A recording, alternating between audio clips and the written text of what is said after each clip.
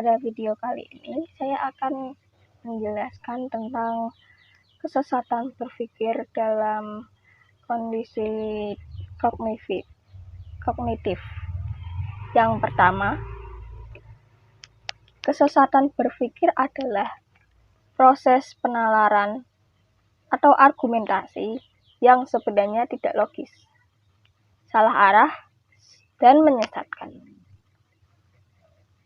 Ini karena adanya suatu gejala berpikir yang disebabkan oleh pemaksaan prinsip-prinsip logika tanpa memperhatikan relevan.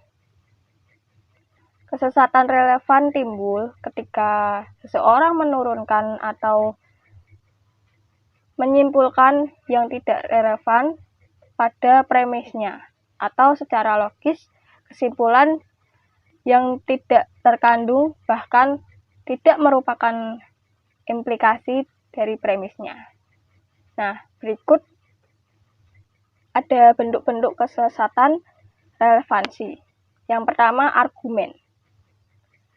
Kesesatan ini terjadi jika kita berusaha agar orang lain menerima atau menolak suatu usul yang tidak berdasarkan nalar, melainkan karena alasan yang berhubungan dengan kepentingan atau keadaan orang yang mengusulkan dan orang yang diusuli. Contohnya, menolak land perform karena pembagian tanah itu. Selanjutnya adalah kesalahan formal. Kesalahan formal adalah kesalahan yang terjadi karena pelanggaran terhadap kaidah-kaidah logika. Sesat berpikir tidak hanya terjadi dalam fakta-fakta saja, melainkan juga dalam bentuk penarikan kesimpulan yang sesat dikarenakan tidak dari premis-premisnya yang menjadi acuan. Sesat pikir juga bisa terjadi ketika kita menyimpulkan sesuatu lebih luas dari dasarnya, seperti kucing berkumis. Chandra berkumis, jadi Chandra adalah kucing. Itu tidak benar. Sesat pikir juga terjadi dalam berbagai hal, seperti definisi. Kesesatan dalam definisi terjadi karena kata-katanya sulit, abstrak, negatif, dan mengulang. Contohnya, hukum waris adalah hukum untuk mengatur warisan. Yang kedua ada klarifikasi. Kesesatan dalam definisi terjadi pada dasar penggolongan yang tidak jelas, tidak konsisten, dan tidak bisa menampung seluruh fenomena yang ada. Lalu ada perlawanan. Kontraris hukumnya jika salah satu proporsi salah, berarti yang lain tentu benar. Contoh, jika semua karyawan korupsi dinilai salah, berarti semua karyawan yang tidak korupsi pasti benar. Yang keempat, ada kesesatan berpikir dalam mengolah proposisi majemuk. Menyamakan antara proposisi hipotesis, kondisional, dan proposisi kondisional. Contoh, jika mencuri maka dihukum. Berarti, jika dihukum berarti dia mencuri. Lalu yang selanjutnya, kesesatan karena bahasa. Kesesatan karena bahasa terjadi karena beberapa hal. Biasanya, kata-kata dalam bahasa dapat memiliki arti yang berbeda dan arti yang sama bisa ada pada kata yang berbeda. Kesesatan dalam bahasa bisa hilang karena bahasa itu biasanya hilang atau berubah kalau penalaran dari bahasa disalin ke bahasa yang lain.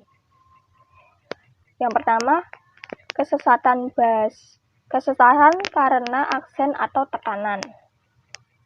Perbedaan dari arti dan kesesatan penalaran terjadi dalam ucapan tiap-tiap suku kata yang diberi tekanan. Karena perubahan tekanan dapat membawa perubahan arti. Contohnya, tiap pagi pasukan mengadakan apel. Apel itu buah. Jadi, tiap pagi pasukan mengadakan buah. Itu salah.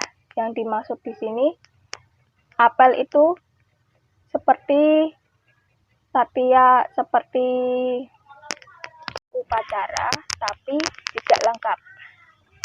Hanya berupa nasihat-nasihat atau masukan-masukan yang akan diberikan sebelum mulai kegiatan. Yang kedua, kesesatan karena term equivoque atau term yang mempunyai lebih dari satu arti. Ini apabila dalam suatu penalaran terjadi pergantian arti dari sebuah term yang sama, maka terjadilah kesesatan penalaran. Contoh, abadi adalah sifat ilahi. Adam adalah mahasiswa abadi. Jadi, Adam adalah mahasiswa yang bersifat ilahi. Itu termasuk kesesatan. Lalu kesesatan karena metafora atau kiasan. Kesesatan dalam kiasan terjadi karena dalam suatu penalaran sebuah arti kiasan disamakan dengan arti sebenarnya atau arti sebaliknya. Kesesatan ini sering disengaja dalam lawakan. Lalu yang keempat, ada kesesatan karena amfiboli. Ini terjadi kalau konstruksi sebuah kalimat itu sedemikian rupa sehingga artinya menjadi bercabang atau banyak. Contoh, mahasiswa yang duduk di atas meja yang paling depan. Lalu, apa yang paling depan? Mahasiswa atau meja? Itu sebuah kalimat yang cukup membingungkan. Lalu ada kesesatan aksidensi. Aksidensi adalah sifat yang kebetulan tidak harus ada atau mutlak. Kesesatan aksidensi terjadi jika kita menerapkan prinsip atau pernyataan umum kepada peristiwa-peristiwa tertentu. Tetapi karena keadaannya yang bersifat aksidental, maka menyebabkan penerapan itu tidak cocok. Contohnya, makan adalah sesuatu perbuatan baik. Tetapi jika makan pada waktu berpuasa atau hari puasa, maka itu menyesatkan. Lalu selanjutnya ada kesesatan komposisi atau divisi. Kesesatan ini terjadi ketika menyimpulkan bahwa predikat itu juga berlaku untuk kelompok kolektif seluruhnya. Maka di sini penalaran kita sesat karena komposisinya. Contohnya, jika film itu bagus, belum tentu semua pemerannya bermain bagus. Pembahasan tadi dapat disimpulkan bahwa kesesatan itu bisa terjadi dimanapun. Mulai itu dari kesesatan relevansi atau berdasarkan fakta, lalu kesalahan formal,